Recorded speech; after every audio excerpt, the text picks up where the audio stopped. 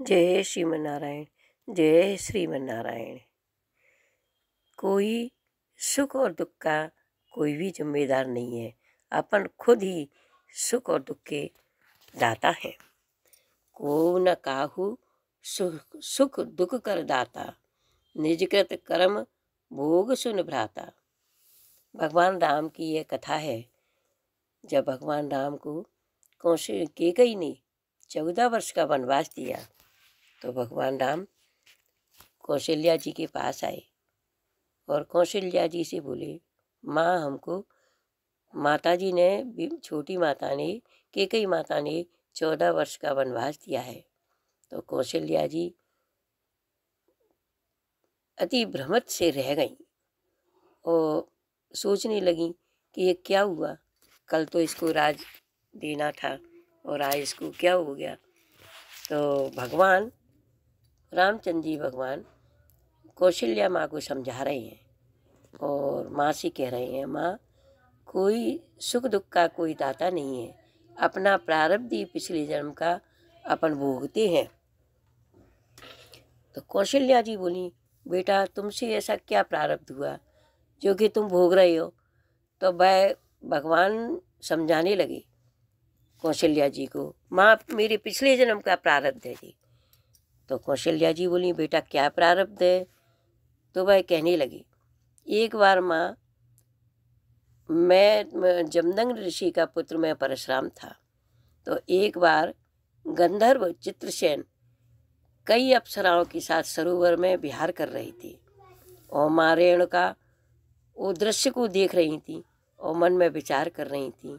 उनके मन में कि ये कैसे विहार कर रहे हैं, ऐसा सुख हमने तो कभी नहीं देखा। और मन में उनके में यह विकार पैदा हुए तो उनको देर हो गई जल लाने में। इतने में वह देर से वह घर पहुँची तो जमदग्नि ऋषि बोले कि इतनी देर कैसे हुई। वह अंदर ही अंदर ध्यान लगा के वह समझ गए। वो बोले कि इतनी देर क्यों हुई आपको, ये ऐसे दृश्य देख। वह बोली कि हम कुछ ऐसे ही दृश्य देखने लगे। तो उनको उन पर शंका हुई। वह परशुराम जी से बोले, अपनी माँ का सिर काट दो।